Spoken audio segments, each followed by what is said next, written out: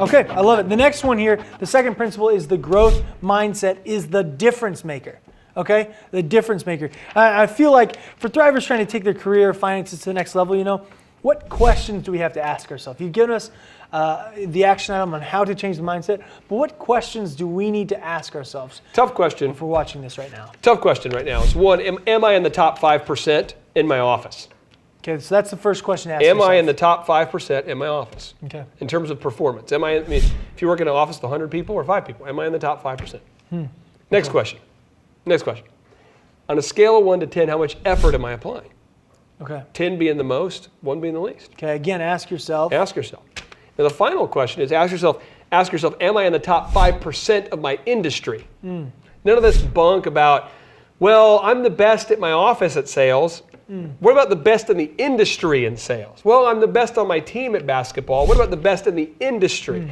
I'm the best bakery in my town. What about being the best in the bakery in the world? Top 5%. So can you share with me an example of maybe how you started asking yourself these questions, where you saw a client again? I've been very intentional about cultivating relationships with people who are successful and reading success books. Okay. So now when I go into a meeting and somebody starts arguing, if I'm in a meeting of a business and we're growing it and someone starts arguing, to me that's normal. Yeah. It doesn't bother me because I've read about Jack Welch, I've read about Walt Disney, I've read in-depth case studies about these top successful companies, and I realize that unless sparks are flying, there's no clashing of ideas. So that's normal to me. Right. And I used to think, man, if I work more than 40 hours a week, I probably am working hard. I literally used to say, people would say, how was your week? And I'm like, man, I put in 50 hours this week. I used to say that like it was a merit badge, like I was deserving of something special because I worked more than 50.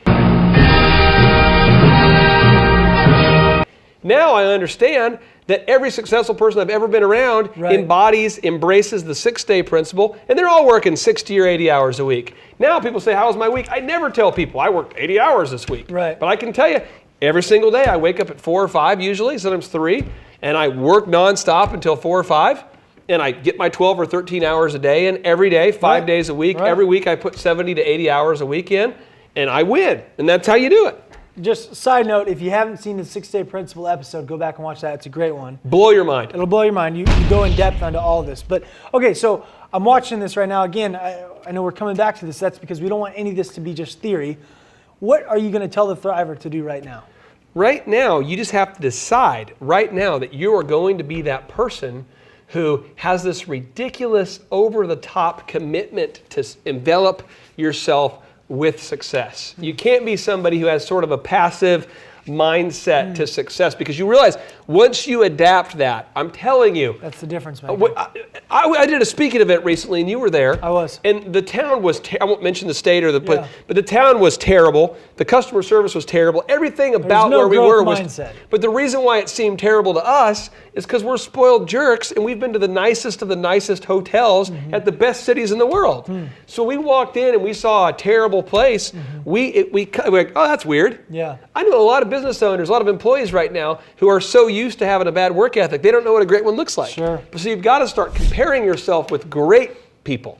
Start comparing yourself with great people, not with the people in your office, not with the people who are convenient. And that's what makes the biggest difference. When you're able to change your mindset into the growth mindset, it's the biggest difference. Absolutely. That's huge. So the third thing is you are either sleeping at Cirque du Soleil or you are loving it. Yeah. Can you go ahead and just explain this? Let me get into this. We have a guy who works with us. He's one of our partners, actually. Okay.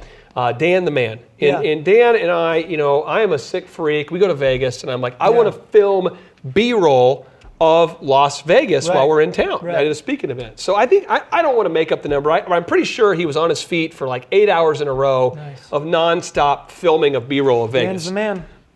And, as a treat, we went out and we went to the Cirque du Soleil show, I think it was. Cirque du Soleil, I'm pretty sure I'm saying it right. Cirque du Soleil we'll get it on the screen. Okay. But the point is, I hate the arts. Wow. I just can't care less about anything in the world less than performance and theater and music. I just don't like it. Tell us how you really feel. I'm gonna get into it. Anyway, so we go, and I am like trying not to fall asleep as trapeze artists are from the ceiling. They're doing backflips. They're rappelling I was really down. hoping this was like an analogy that wasn't real life. It's a death-defying thing. It is unbelievable, and millions of people all around the world gather around and say, Clay Clark, in your face, we love this. Yeah. People go see the Phantom of the Opera. They go to symphonies. They love the arts. A lot of humans do. But I fall asleep, and it is like I took a dart to the neck, and like I've been tranquilized, and as soon as it starts, I'm just like, out. And I cannot even remotely have any interest in it at all. And I say that because if you're in a job right now, you don't want to be the guy who's watching a death-defying Circus Olay performance and sleeping. You got to find something that engages you. Find a pursuit that engages you. And the thing that will pursue you is the pursuit of your goal. The thing that will engage you is the pursuit of your goals. Okay. Again, the thing that will engage you is the pursuit of your goals. So now when you're watching the show is the achievement of your goals. Now you're pumped. Find your goals, put them out front, pursue them, or you're going to be asleep at the Circus Olay.